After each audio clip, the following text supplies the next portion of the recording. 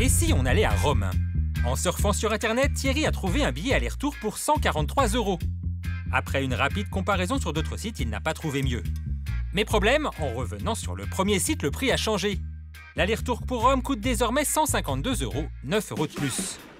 Pourtant, nous sommes hors saison, aucune raison a priori pour qu'il y ait une demande particulière. Alors le prix a-t-il augmenté parce que les avions se remplissent ou certains sites nous prennent-ils pour des pigeons? Nous avons posé la question à un comparateur de prix sur Internet et visiblement nous ne sommes pas les seuls à avoir subi la même expérience. Connaissant déjà le sujet, je me suis entre guillemets fait avoir au moment d'acheter le billet pour la Corse cet été. J'avais trouvé le billet et après évidemment j'ai demandé validation avec mes proches, le petit coup de fil, est-ce que c'est bon, on prend bien ce vol, le prix, t'es d'accord, ok. Puis le temps de revenir, session terminée, je redémarre la session. Et là, le prix a augmenté de 15 € par billet, donc on est deux, 30 €. Et là, je me suis dit, ah oui, d'accord, je me suis fait traquer. Donc... Et oui, il aurait été traqué. Pas lui personnellement, mais l'adresse IP de son ordinateur. On parle donc d'IP tracking. L'adresse IP, ce sont ces quelques chiffres qui identifient tout appareil qui se connecte sur Internet, la signature de votre ordinateur. Ce serait grâce à cette adresse IP que les sites de voyage nous repéreraient à chaque visite, augmentant le tarif en fonction de notre intérêt plutôt qu'en fonction du taux de remplissage de l'avion. Vous vous intéressez à Rome? Bing! On rajoute quelques euros afin de vous inciter à prendre le billet au plus vite avant qu'il n'augmente encore. Bref, c'est pas joli joli. Pour en savoir plus, direction l'INRIA à Lille, un institut de recherche en informatique. Et vous allez voir que pour vous traquer, l'adresse IP de votre ordinateur n'est pas le moyen dont disposent certains sites pour augmenter la facture. L'IP est un assez mauvais choix. Pourquoi? Parce que derrière une IP, il peut y avoir plusieurs ordinateurs, ou à l'inverse, avec un utilisateur peut changer d'IP. Ce qu'on fait pour identifier les visites d'un utilisateur, c'est que traditionnellement, on lui pose un cookie.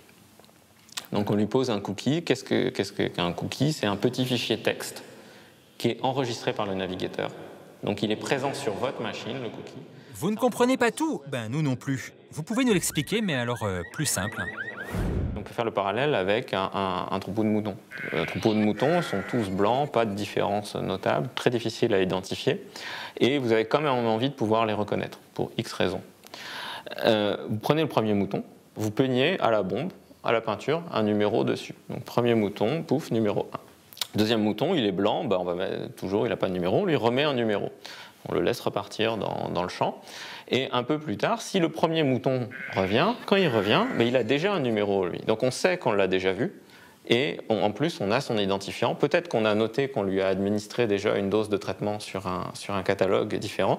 Mais on a réussi à identifier le mouton parce qu'on lui a donné un caractère différenciant. Et c'est ça, c'est ce cookie, le caractère différenciant. Donc on n'est pas des pigeons, en fait, on est des moutons. C'est ça que vous voulez nous dire? Voilà, pour les cookies, oui, c'est du marquage. Un cookie, ça ressemble à ça. Ce serait à cause de ces quelques lignes que le prix de notre avion augmente. Pour en avoir le cœur net, Jérémy a créé un programme permettant de simuler des visites de clients sur différents sites de voyage. Une première visite pour voir le prix et laisser l'agence de voyage déposer un cookie. Une seconde visite pour voir si le prix varie. Puis une troisième recherche sans cookie, empêchant le site de faire le lien avec nos précédentes visites. On va faire chaque opération à destination de Rome, Alger, Bogota, Pékin, Chicago, Dublin, Hong Kong, Las Vegas, Londres, New York, Rio, Washington, Sydney, Singapour. Soit un total de 200 vols par site. Et surprise, nous trouvons une agence qui augmente quasiment systématiquement le prix du billet à la deuxième connexion de 9 €, quelle que soit la destination. On peut tout à fait imaginer que ça arrive une fois, deux fois, mais systématiquement dans ce sens-là, c'est-à-dire la deuxième visite est plus chère que la troisième, c'est statistiquement impossible.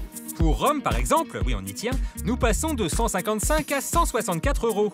Mais à la troisième visite, le programme enlève le cookie et là, miracle, le prix retombe à 155. Ça ressemble à de l'arnaque, alors que fait la police? Eh bien justement, à la répression des fraudes, on s'intéresse de très près à l'IP tracking.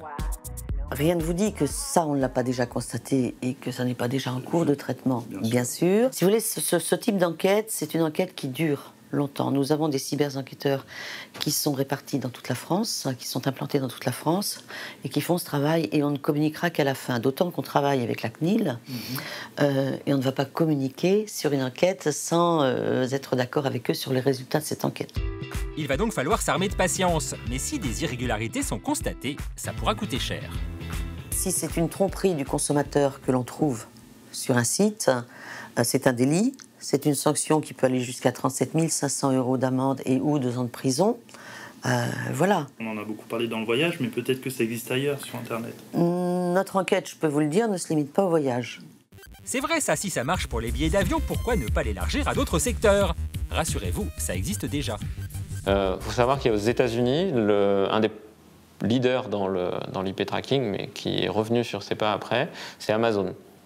Amazon qui a essayé de le faire sur des livres et qui faisait varier le prix du livre en fonction de l'historique d'achat et d'autres paramètres qu'on connaissait, qui sont restés secrets de l'utilisateur. Il y a également une compagnie qui s'appelle Staples qui vend du matériel du bureau et qui a choisi et revendique de modifier ses prix en fonction de la distance au dépôt concurrent le plus proche.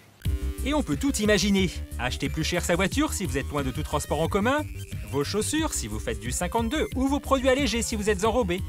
Ah, c'est beau la technologie.